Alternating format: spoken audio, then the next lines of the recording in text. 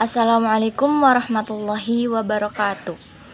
Sebelumnya, perkenalkan nama saya Astiani dari kelas 11 PKM 2. Di sini saya akan menjelaskan hasil laporan keuangan Bank BCA tahun 2020 dan 2021 sebagai tugas komputer akuntansi.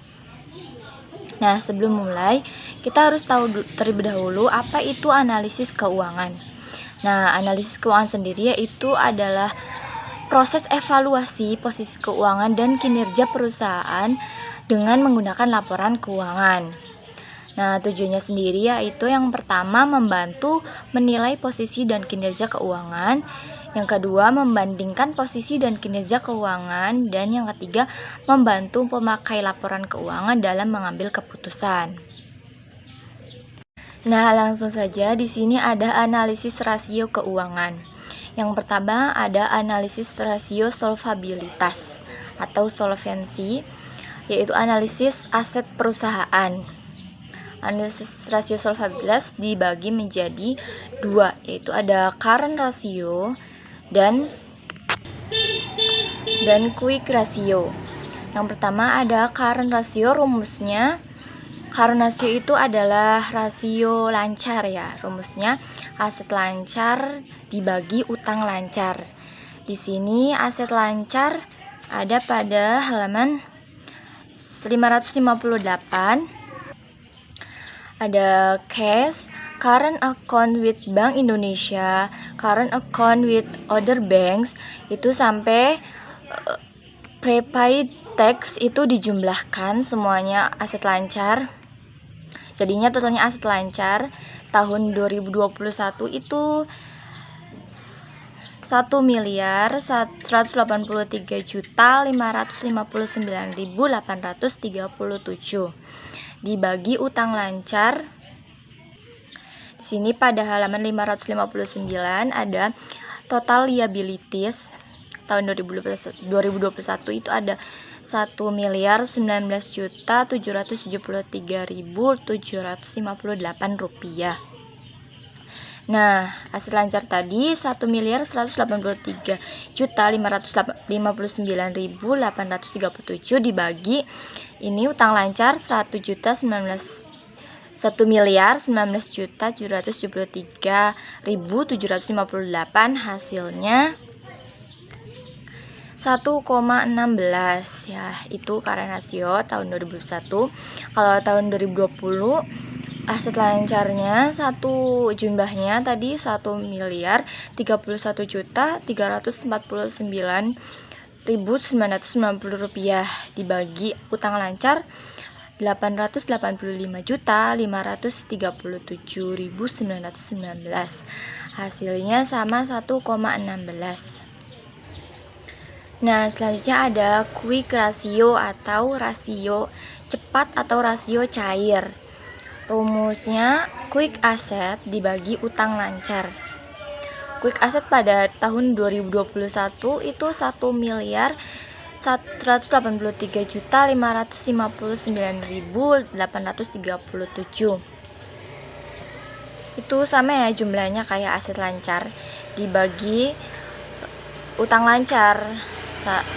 Tadi tahun 2021 itu 1.019.773.758. Hasilnya berarti sama kayak aset lancar dibagi utang lancar ya, 1,16. Tahun 2020 juga sama, hasilnya 1,16.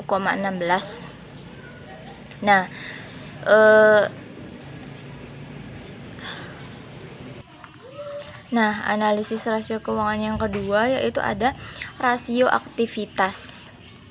Rasio aktivitas yang pertama dibagi lagi. Yang pertama ada receivable turnover atau perputaran piutang. Rumusnya pendapatan dibagi piutang. Nah, pada pendapatan sendiri bisa dilihat di halaman 560.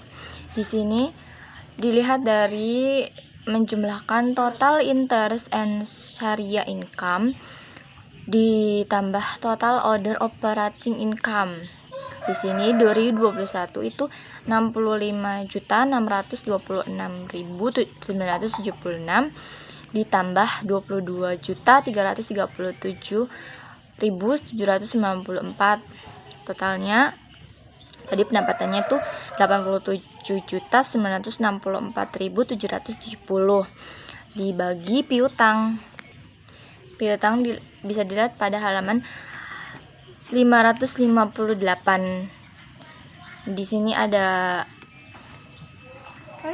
acceptance receivables, bills receivables, loans receivables, dan seterusnya. Itu dijumlahkan, hasilnya pada tahun 2021 itu 615.006.701. Jadi tadi pendapatan 87.964.770 dibagi piutang 615.006.701 rupiah, hasilnya 0,14. Itu untuk tahun 2021.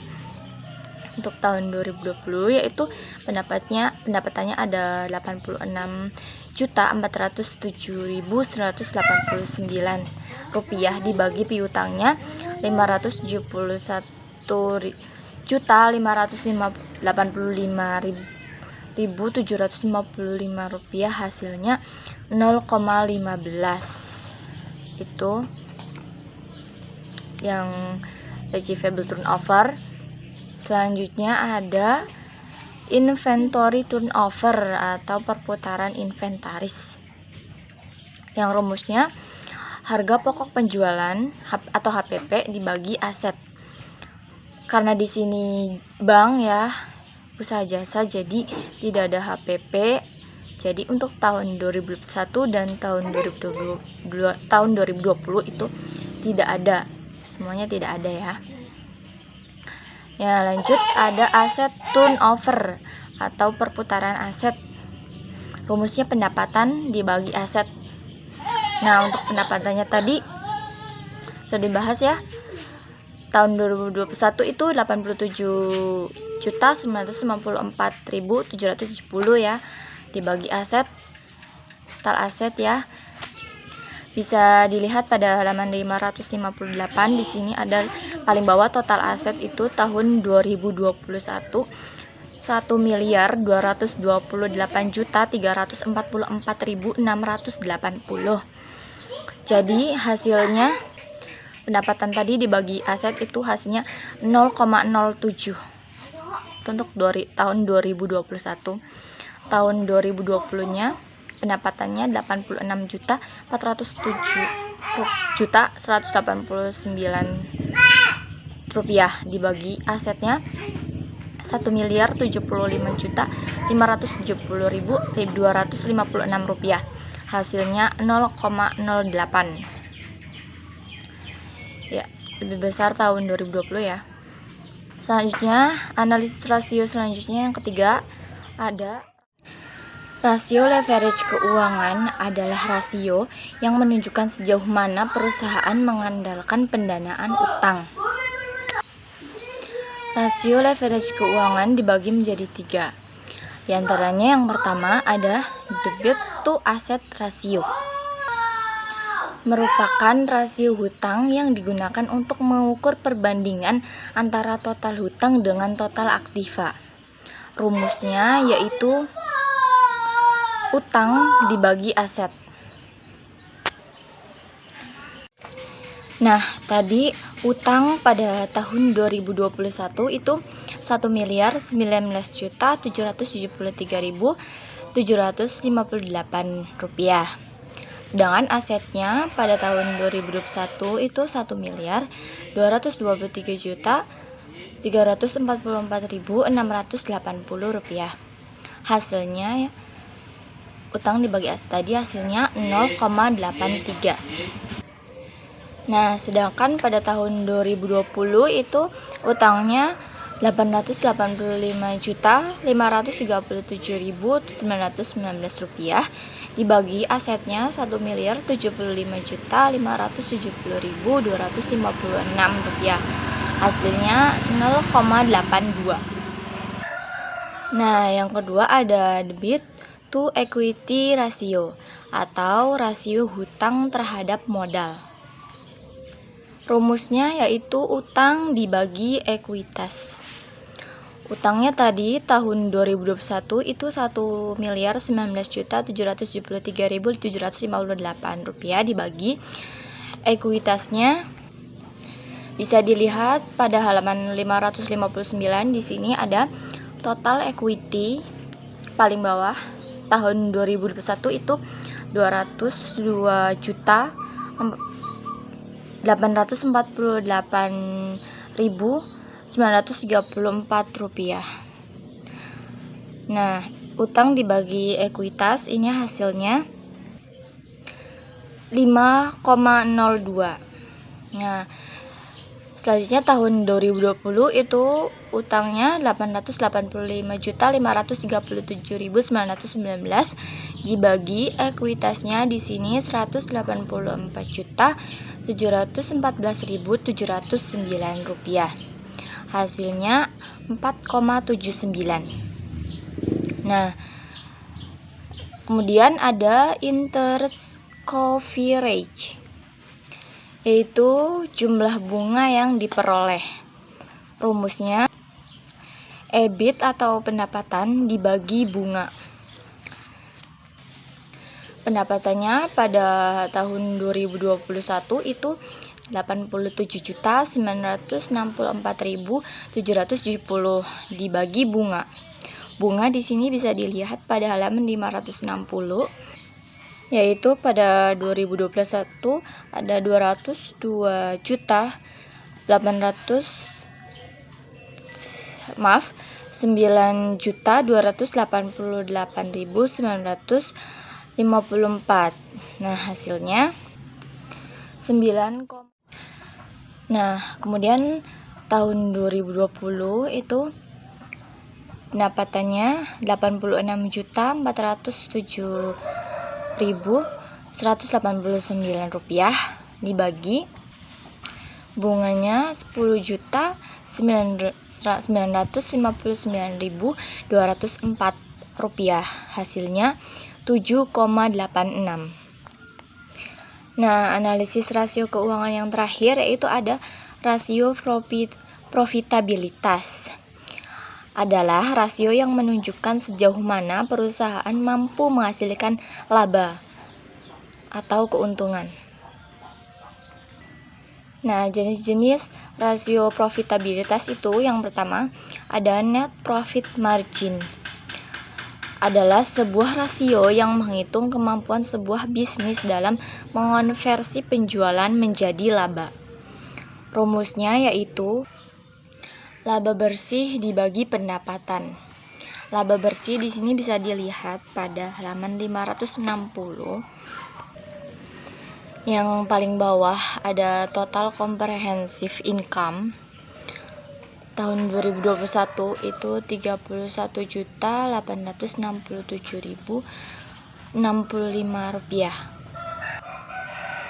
Dibagi pendapatannya 87.964.770. Hasilnya 0,36. Pada tahun 2020 laba bersihnya 31.036.451 rupiah dibagi pendapatannya 86.407.189 rupiah. Hasilnya sama 0,36. Lalu di sini ada gross profit margin atau margin laba kotor. Rumusnya EBIT atau pendapatan dibagi pendapatannya lagi.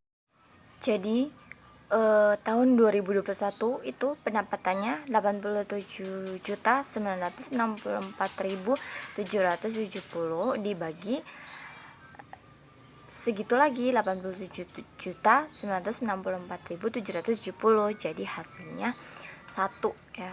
Tahun 2020 juga sama. EBIT pendapatan dibagi pendapatannya lagi sama hasilnya jadi 1. Setelah itu ada return on asset. atau pengembalian atas aset. Rumusnya yaitu laba bersih dibagi aset. Laba bersih tadi 2021 ada 31.867.065 rupiah, dibagi asetnya 1.228.344.680 rupiah, hasilnya 0,03. Tahun 2020 laba bersihnya 31.036.451 rupiah, dibagi asetnya 1.075.570.256 rupiah, hasilnya sama 0,03. Kemudian ada return on equity atau tingkat pengembalian ekuitas. Rumusnya laba bersih dibagi ekuitas.